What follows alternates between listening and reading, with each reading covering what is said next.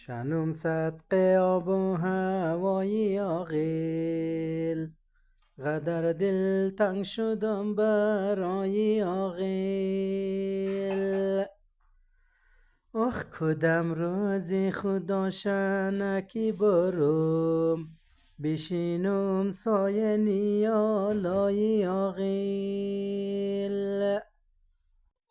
هوا تاریک و ابرآلود و پرچنگ، دل ما از ملک ایران آمده تنگ.